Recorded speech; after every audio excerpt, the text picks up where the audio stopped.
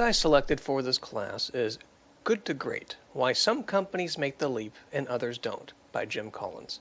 This book answers the questions of how and why some companies are able to make the transition from being just average to amazing companies. The author did 10 years of research before creating this novel.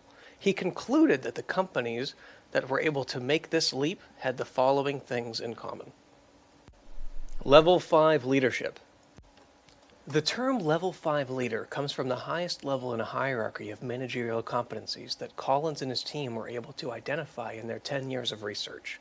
A Level 5 leader is incredibly ambitious, but their ambition is driven into their company, not themselves.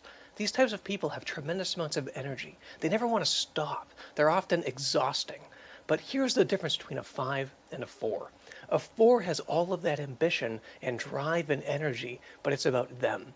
It's what they get. It's how much they make. It's how it makes them look.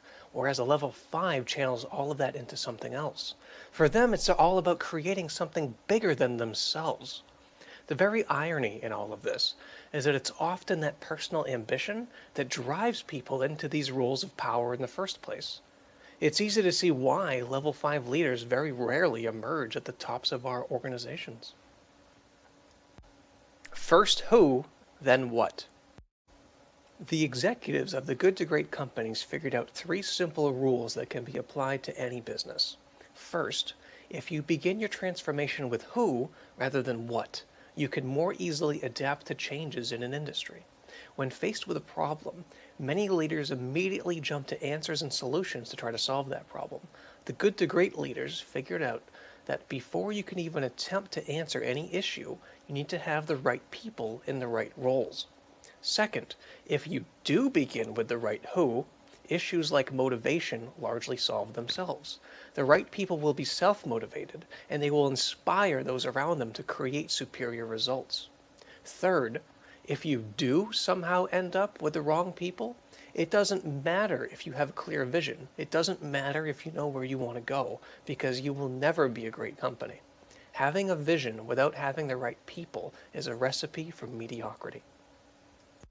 A culture of discipline. In general, the vast majority of workers love their jobs when they start working for an up-and-coming company.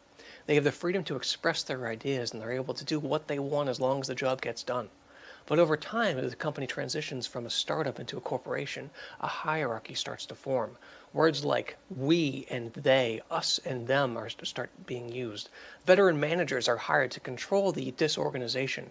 Checklists and timestamps spread out from the ground like weeds.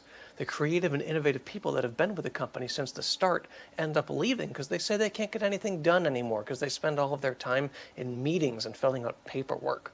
The magic of the startup dies and just another company is left in the ashes. The whole point of all that red tape and bureaucracy from the beginning is to compensate for incompetence and lack of discipline, which is a problem that solves itself by hiring the right people in the first place. This is why it's so important to avoid all of that bureaucracy and instead create a culture of discipline. When you combine the magic of entrepreneurship and a culture of discipline, you get a formula for sustained results and superior performance.